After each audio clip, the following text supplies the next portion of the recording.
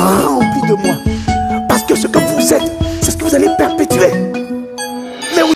Le mariage est une institution divine qui a été instaurée sur cette terre par Dieu, ayant pour but d'engendrer sa progéniture avec son caractère, sa pensée, sa vision et ses désirs. Dans cette vidéo, l'apôtre Ivan Castano nous enseigne avec plus de lumière là-dessus. Écoutons et soyons bénis.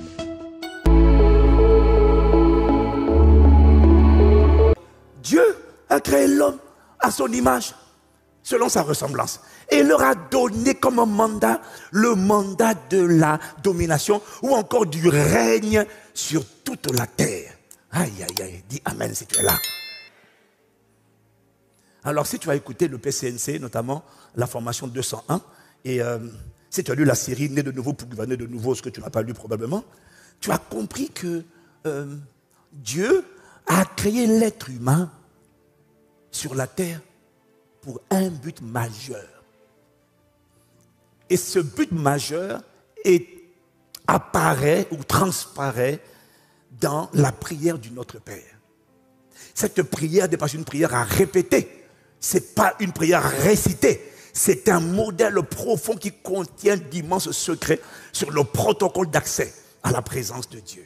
Notre Père, chaque mot est puissant. Notre, c'est puissant. Père, c'est puissant. On n'a pas le temps d'aller là-bas, c'est pas là-bas qu'on va aller. Mais notre, ça signifie que tu n'es pas seul, on est tous dans la même famille. Père, ça signifie que la source à laquelle, ça signifie que tu le reconnais comme la source, le pourvoyeur, le protecteur, l'origine, le fondement, le commencement. Quand tu dis notre Père, tu es en train de reconnaître que tu ne viens pas d'un chimpanzé, tu es en train de reconnaître que ton père et ta mère ne sont que des intermédiaires, tu es en train de reconnaître que la vérité, c'est que tu es sorti d'une origine qu'on appelle le Père qui est dans les cieux. Alors quand tu dis dans les cieux, tu ne localises pas sur la terre, tu comprends que ta source de ton trésor, de ton approvisionnement, de ton aide, de ton secours peut passer par les hommes, mais ne vient pas des hommes, parce que même si un homme est défaillant, la source du ciel va trouver d'autres livreurs pour effectuer la livraison des colis de ma vie, parce que ma source, c'est le ciel. Quand tu dis que ton nom soit sanctifié, ce n'est pas une récitation. Tu es en train de lui dire que toi seul sois reconnu comme Dieu. Quand tu dis que ton nom soit sanctifié, tu es en train de lui dire personne d'autre n'est Dieu en dehors de toi. Personne d'autre n'est créateur. Quand tu dis que ton nom soit sanctifié, tu es en train de dire je renonce aux idoles adorées par ma famille, adorées avant de te connaître, adorées par mes ancêtres. Je renonce à tout autre nom que j'ai invoqué avant, que ma famille a invoqué avant. On m'a dit nous on adore le crocodile, nous on adore la panthère. Je renonce et je dis que ton nom à toi soit sanctifié, que toi seul sois reconnu comme Dieu, que toi seul ait mon attention, mon adoration, ma consécration, ma passion, ma louange. Tout en moi existe pour toi. Aïe, aïe, aïe, aïe. Ah, je pensais que quelqu'un allait dire amen. Ah, parete kaparana. Ah. Que ton nom soit sanctifié, finis l'idolâtrie. Que ton nom soit sanctifié, enlève toute personne que tu adorais, que tu adulais. Et les divinités et les hommes de Dieu. Ah, tel homme de Dieu. Ah, tel homme de Dieu. Ah, le pape, l'apôtre, le prophète. Quand tu dis que ton nom soit sanctifié, tous les noms disparaissent. Un seul nom apparaît. On l'appelle Jésus le Christ par le glorieux Saint-Esprit. Ah. Seigneur, donne-moi 120 témoins dans ce lieu. Est-ce qu'il y a des témoins sur la mezzanine? Est-ce qu'il y a des témoins sur la mezzanine? Ah!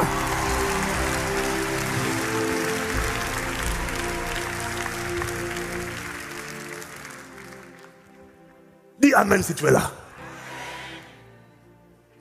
Chaque phrase est puissante. Après tu dis que ton règne vienne. Que ton règne vienne. Tu es en train de dire, gouverne-moi, règne en moi, sois le maître, le seigneur, le commandant en chef. Quand tu dis que ton règne vient, tu n'es pas en train de dire, je te donne ma vie. Non, tu es en train de dire, apparaît. Gouverner, ce n'est pas être présent. Non, c'est se manifester, apparaît. Fais de moi un véhicule divinement réquisitionné pour ta gloire. Satan apparaît à travers les gens. Abba Père, apparaît par ton esprit à travers moi. Gouverne-moi, que l'on te voit, l'on voit ton empreinte, ton image, ta puissance, ton autorité, ton amour, ta joie, ta fidélité, ton endurance, ta persévérance, ta bonté, ta bienveillance, tout en toi transpirer à travers moi. Pourquoi c'est si important? Parce que tant que mon règne n'est pas établi, ma volonté ne peut pas s'accomplir. Il y a des choses que je veux faire que je ne peux pas faire tant que je ne gouverne pas à l'intérieur de toi. Donc, la plupart de tes prières sont limitées par ta capacité à expérimenter son gouvernement. Si quelqu'un l'a dit amen. Donc, si tu as lu le livre où tu as fait la formation 201, qui est comprise dans le PCNC, tu as compris que le but de Dieu quand il a créé l'homme, le premier but de Dieu, quand il a dit soyez féconds, après, parce que oui, c'est ce qu'il leur a dit après. Ça c'était, ok, il a dit verset 26, je crée l'homme à notre image selon notre semence afin qu'il domine. Le but suprême de Dieu, le premier, c'était que l'homme qu'il a mis sur la terre, qu'il a fait à son image, et il insiste encore à son image, puisse faire de la terre une colonie, un territoire conforme au ciel, afin que tel le ciel est, telle la terre soit. Son but, c'était que la terre soit le reflet parfait dans tous les domaines, la même culture, les mêmes valeurs, le même système de pensée, le même style de vie, la même beauté, le même éclat, afin qu'on n'ait pas besoin d'aller au ciel, mais que le ciel soit visible sur la terre à travers des hommes et des femmes qui ont son image et qui fonctionnent selon sa ressemblance. Ah, si tu es là, tu dis amen. Ah, si tu es là, donne-moi amen.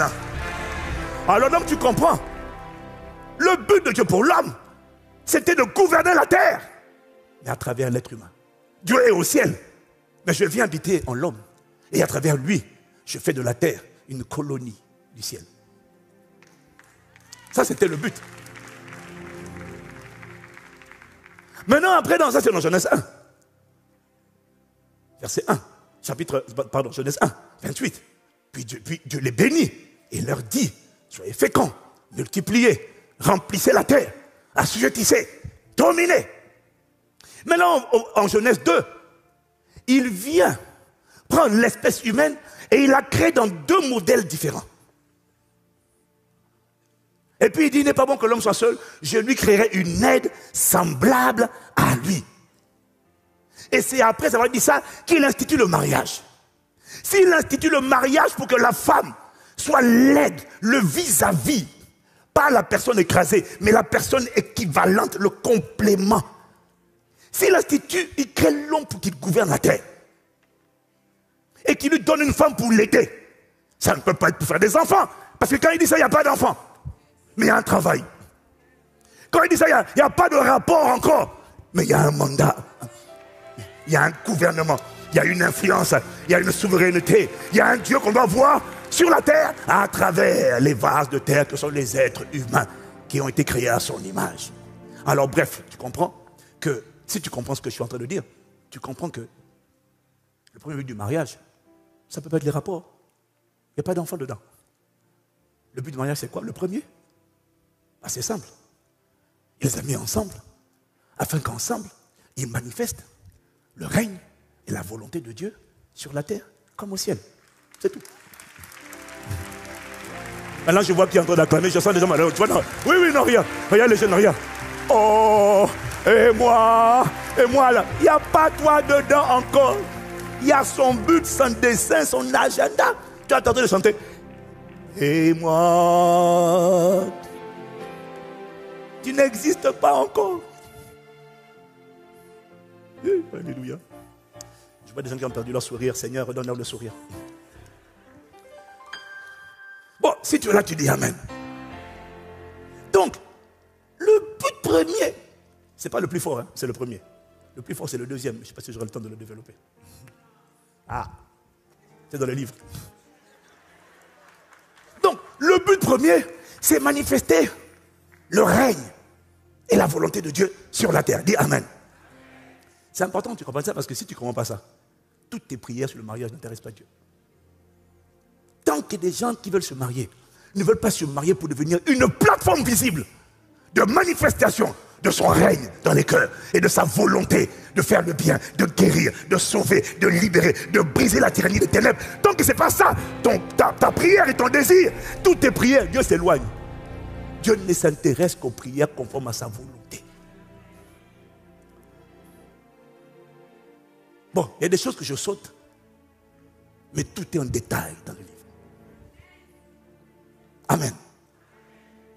Sauf que pour manifester sa domination, pour manifester son règne, voilà maintenant ce qu'il va m'expliquer l'Esprit.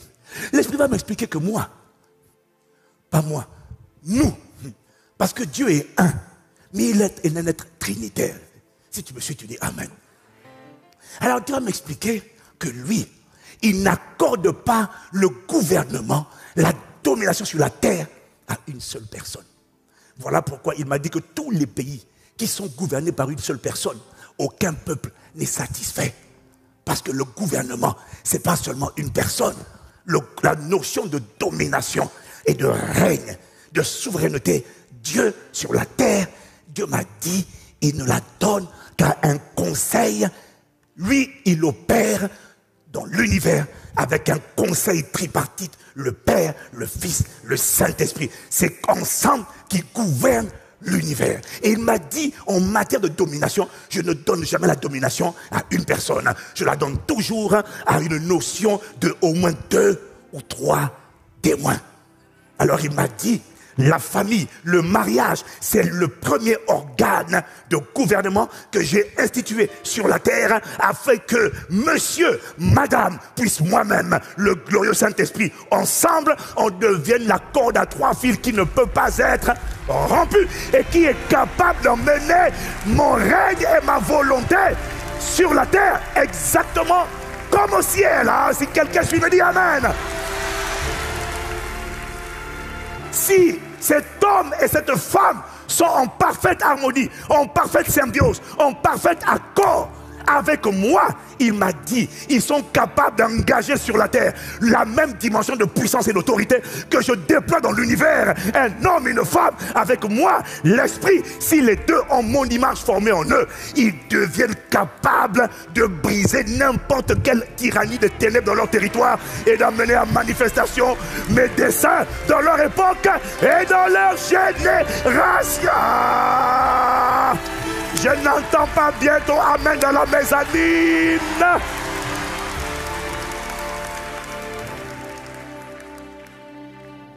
Quelqu'un me dit Amen. Ça n'a rien à voir avec je vais les enfants. Non. C'est pour ça qu'il m'a fait redéfinir. C'est quoi les critères d'un mariage réussi? C'est après qu'il m'a dit ça. Quand il m'a enseigné, il m'a dit, tu vois, un mariage réussi, ce n'est pas un mariage où vous avez une lune de miel depuis 20 ans. Non. Pose-toi la question. On va parler là-bas, pas tout de suite. Pas tout de suite. Est-ce que quelqu'un me suit? Donc le mariage, si cet homme et cette femme ont l'image de Dieu formée en eux, le Saint-Esprit au milieu, ils sont capables d'emmener mon règne et ma volonté sur la terre. Ils ont une puissance redoutable. Et est-ce que quelqu'un me suit? Depuis que j'ai compris ça, il y a des sujets de prière pour lesquels je dis à ma femme, eh bien, viens.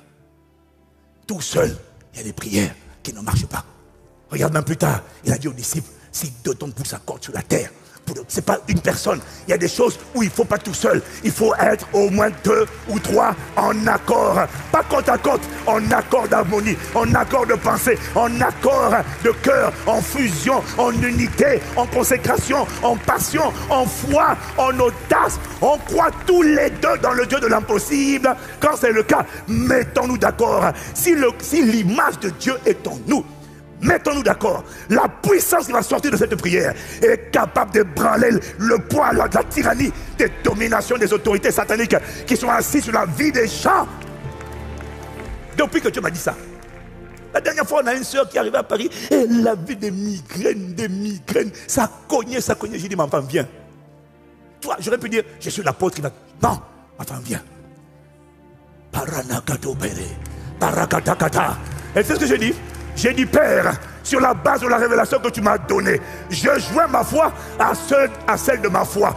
Nous nous mettons d'accord, ayons la même foi, la même conviction dans ta puissance, dans ta capacité, et nous reposons sur le ministère du Saint-Esprit, rempli et conduit par l'Esprit. J'engage la prière d'unité et je demande, je réprime ce mal de tête, je réprime cet esprit de mort, je commande que la tyrannie de cet esprit de mort soit brisée. Et tu sais quoi? J'engage un niveau de puissance dans cette prière qui est le même niveau de puissance que le Père, le Fils et le Saint-Esprit activent lorsqu'ils gouvernent l'univers. Mais sur la terre, le Père a confié cette responsabilité, cette prérogative à monsieur, madame, liés par l'Esprit. Ah, je n'aime pas ton acclamation, je n'aime pas ton...